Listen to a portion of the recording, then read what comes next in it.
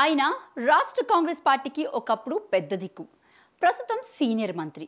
ఉన్న మంత్రుల్లో కాస్త ఉత్తముడని, అధిష్టానానికి సన్నిహితుడని కాంగ్రెస్ వర్గాల్లో పేరుంది.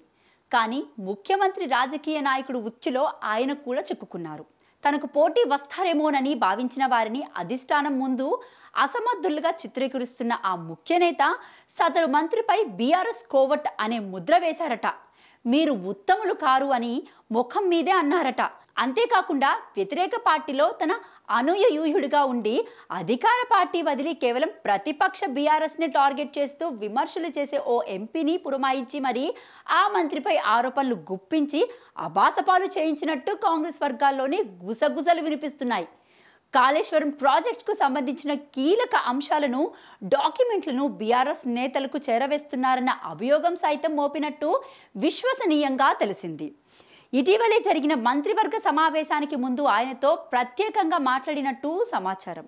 ముఖ్య నేత వ్యవహార శైలితో కంగుతిన్న సదరు సీనియర్ మంత్రి తనకు జరిగిన అవమానంపై అధిష్టానానికి ఫిర్యాదు చేసినట్టు కాంగ్రెస్ వర్గాల్లో చర్చ జరుగుతుంది.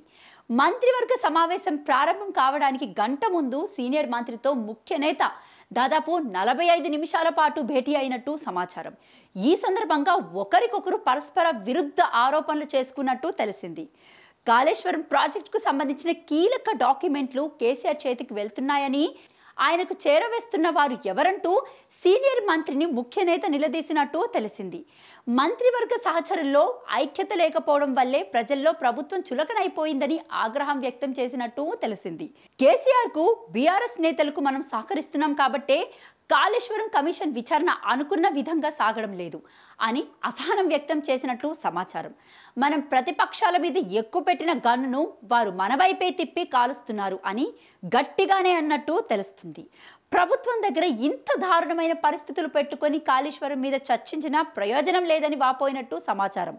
అందుకే ఈ అంశాన్ని మంత్రివర్గ సమావేశం ఎజెండా నుంచి తొలగిస్తున్నామని సదరు మంత్రి ముఖం మీదనే ముఖ్య నేత చెప్పినట్టు గుసగుసలు వినిపిస్తున్నాయి. ముఖ్య నేత ఆరోపణలతో సదరు మంత్రి తీవ్ర ఆందోళనకు గురైనట్టు తెలిసింది.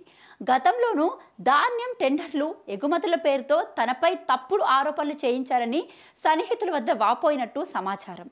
ఏకంగా 1000 కోట్ల కుంభకోణం అంటూ ఢిల్లీ పెద్దలకు చేరవేస్తున్నారని ఆవేదన వ్యక్తం చేశారట. తాజాగా తనపై కోవట్ ముద్ర వేశారని వాపోయినట్టు సమాచారం. ముఖ్య నేత నుంచి ఊహించని ఆరోపణలు రావడంతో మంత్రి కాసేపు సైలెంట్గా ఉన్నా ఆ తర్వాత ఘాటుగా బదిలిచ్చినట్టు చెప్పుకుంటున్నారు. తాను నిఖార్సైన కాంగ్రెస్ నేతనని, పదవుల కోసం పార్టీలు మారలేదని ఎదురుదాడికి దిగినట్టు తెలిసింది. ప్రతిపక్షాలకు లీకులు ఇచ్చేంత కర్మ నాకేం పట్టలేదు. మీలాంటి వాళ్ళు ఈ పార్టీ కాకుంటే ఇంకో పార్టీకి వెళ్తారు. నేను అలాంటి వాడిని కాదు అని ఘాటుగానే బదులిచ్చినట్టు సమాచారం. లీకులు ఇచ్చినట్టు ఆధారాలు చూపించకపోతే తీవ్ర పరిణామాలు తప్పవని హెచ్చరిస్తున్నట్టు చర్చ జరుగుతుంది. తనకు జరిగిన అవమానంపై ఆయన ఏకంగా ఏఐసీసీ పెద్దలకు, కాంగ్రెస్ అగ్రనేతలకు ఫిర్యాదు చేసినట్టు తెలిసింది.